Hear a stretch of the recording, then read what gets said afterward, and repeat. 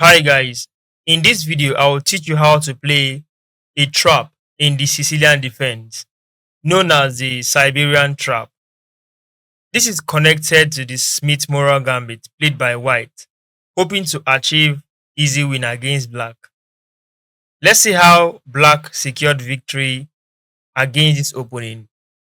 After pawn to e4, c5, d4, black should take the pawn on d4, c3 comes in. This is the move that introduces the gambit style, leading to Smith-Morrell gambit. In this position, pawn should take pawn. If white takes with the pawn, then the trap black is trying to achieve may not work because we need this d4 square for black knight. However, if knight takes, then we can work towards achieving that trap. This is the natural square to place the knight. White has sacrificed one pawn, hoping to have activities by developing his pieces rapidly and gaining more space. So, play knight to c6. If knight to f3, go with e6. White will play bishop to c4 with the aim to castle his king fast to the king side. Just continue with a silent queen to c7. Queen to c7 is a star move in this trap variation. You will see that in a bit. After white castles his king to safety, play knight to f6.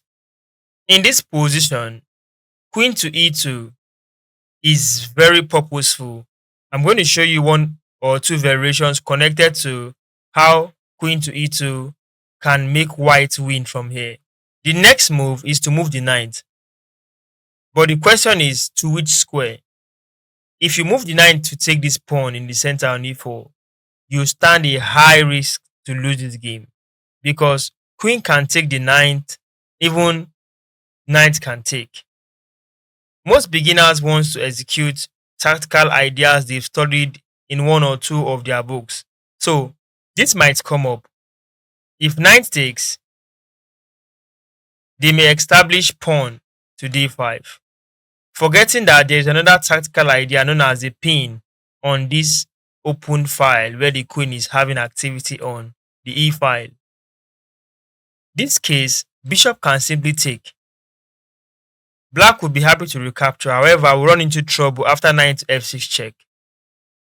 The only square is to move the king because the queen attacks the king and the knight attacks the king. So king, this is a double check actually. So king moves to d8. Queen to e8 is checkmate. The other variation is where the queen takes, exerting the pressure of pin instantly. Even if you go d5, knight should just take that particular pawn, attacking that queen. So in this position, we have seen knight takes pawn, how it leads to black's doom. So let's consider a move that has chances to give us win in our trap. And that move is knight to g4. The purpose of knight to g4 is to exert pressure on h2 square. The queen has been placed on c7 all along. The knight is now on g4. What do you think is the next thing on black's mind to remove this knight? So, from white's angle, black has overextended the activity of this knight. White would love to remove that knight from there with a simple move h3, but this move is a mistake because it has given room for black to play knight to d4, luring this knight to take. So the question is, do you want to capture this knight? Do you want to capture this knight? Or do you want to save the queen? Let's address this question with the following answer. If we go with knight takes knight, then queen storms into h2, leads to checkmate. This is the first variation of our trap. Second variation, if white end up taking this particular knight, then knight takes the queen comes with check.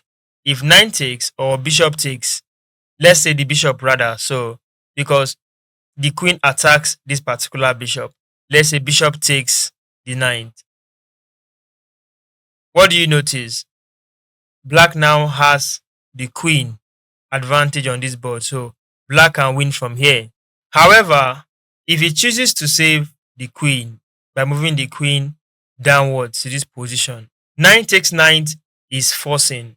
This move comes with a check to the king.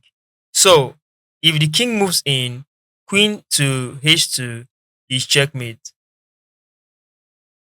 If queen takes that knight, then queen to h2 is checkmate.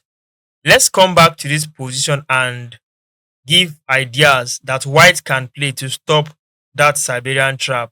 White can decide to play defensive responses and still be in the game from this position. Nothing has really gone bad here. The only bad move was pushing this knight to h3 that gave black opportunity to come in with many ideas when he played knight to d4. So instead of playing h3 now, you can look at this position and try to come up with ideas on your own. But let me give you two responses you can play. You can simply play this pawn to g3. This is humanly understandable. The reason is that the pawn on g3 disconnects the queen from having access to h2 directly. So the queen and the knight are now disconnected, which is a safe defense. That is humanly possible. However, engine suggests you can play rook coming over to d1. Rook to d1 is also an idea too. In this position, the knight doesn't have to take the knight if you end up playing h3 later because we have a rook there. So, thank you for watching this video. If you've enjoyed this content, do not forget to subscribe to my channel, like this video and share to your friends. See you in more videos on this channel like this. Have a nice day.